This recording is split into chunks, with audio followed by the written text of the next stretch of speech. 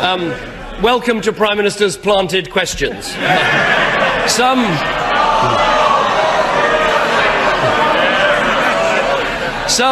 Labour MPs were a bit confused when they were told about Mr. 10%. They thought it meant his opinion poll ratings.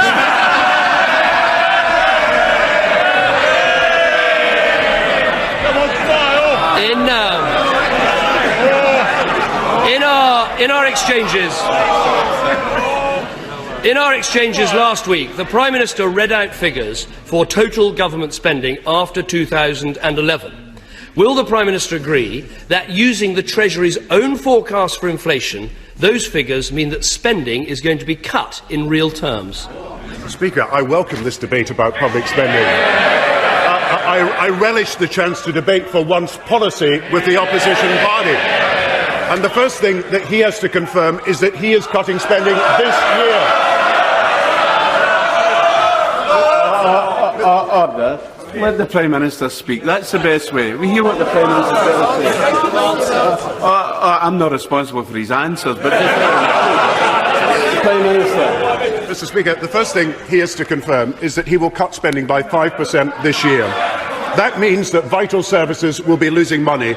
So I welcome the debate that we're having in this country. We are investing to get ourselves out of the recession.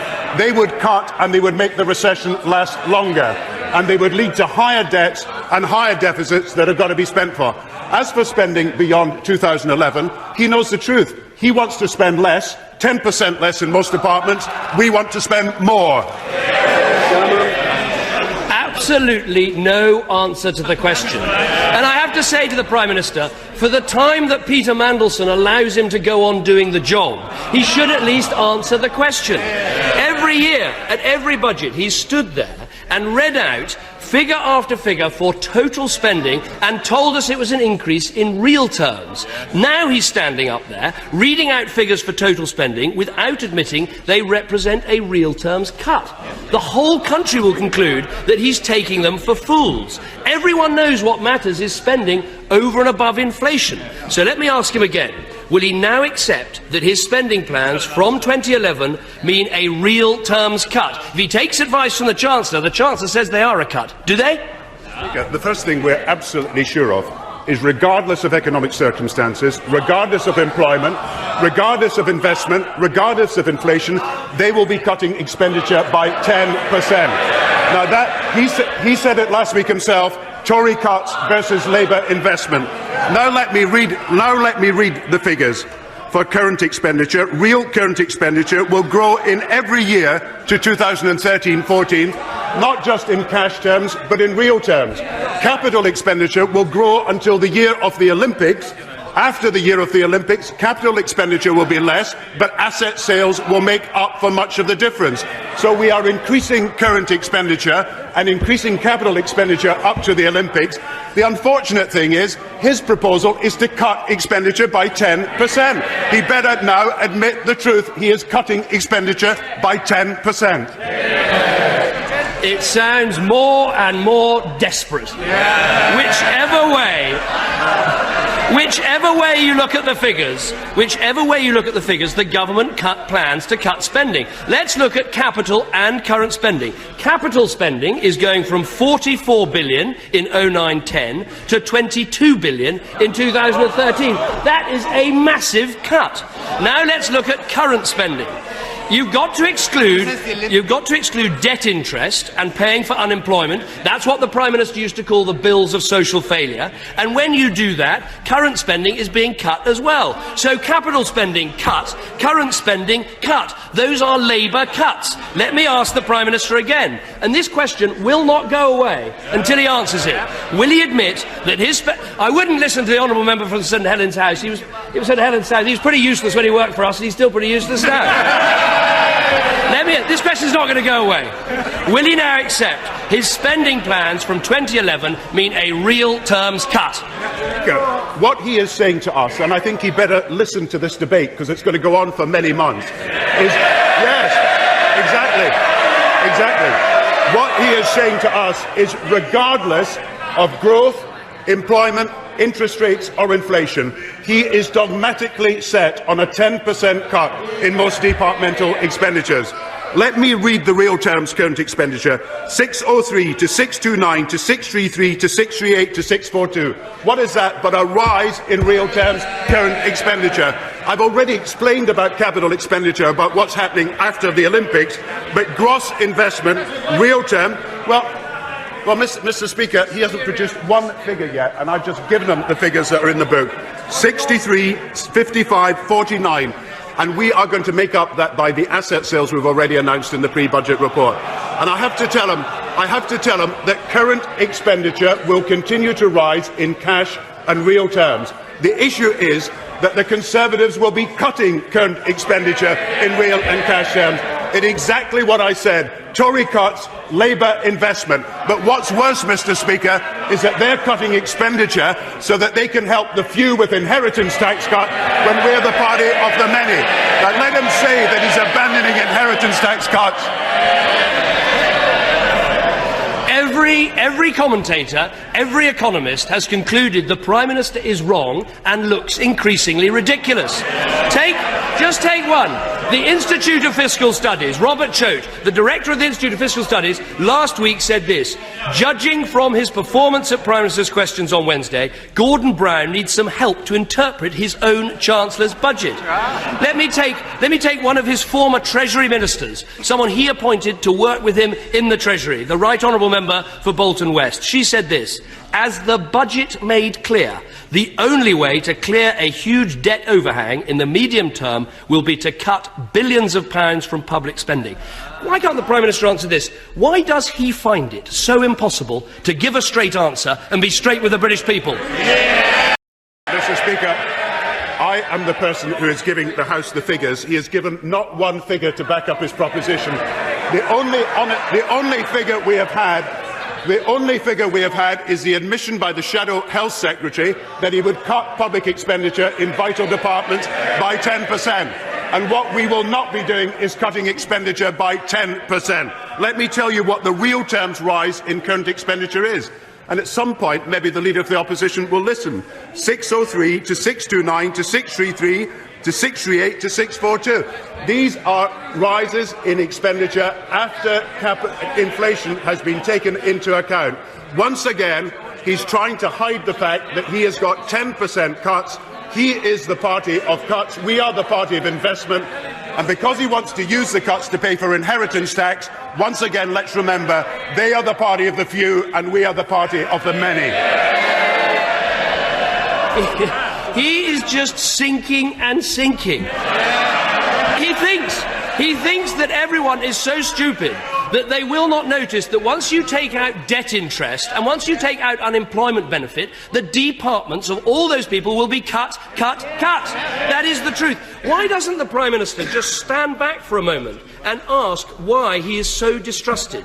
It's not actually the recession. There's a recession all over Europe, and yet no other European leader...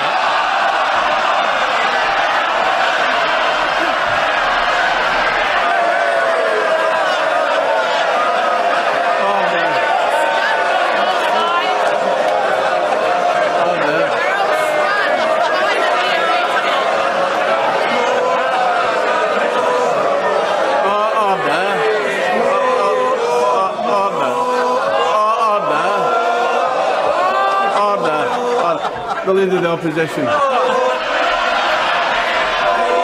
The reason he's in the hole he is in is because he is not. It's because he isn't straight with people.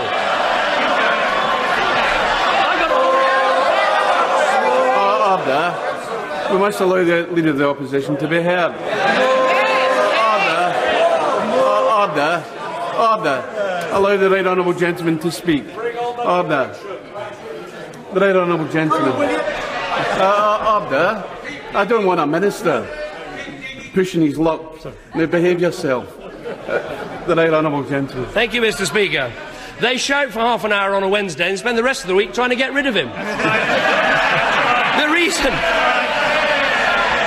problem is he's not straight with people. He wasn't straight over the cancelled election. He wasn't straight over the 10p tax. He wasn't straight on flying to Iraq in the Tory conference. He wasn't straight over Damien McBride. He wasn't straight about who he wanted as his Chancellor. And now he won't be straight with people about the level of government spending. Won't everyone conclude that if you cannot be straight with people, you are simply not worthy to be our Prime Minister?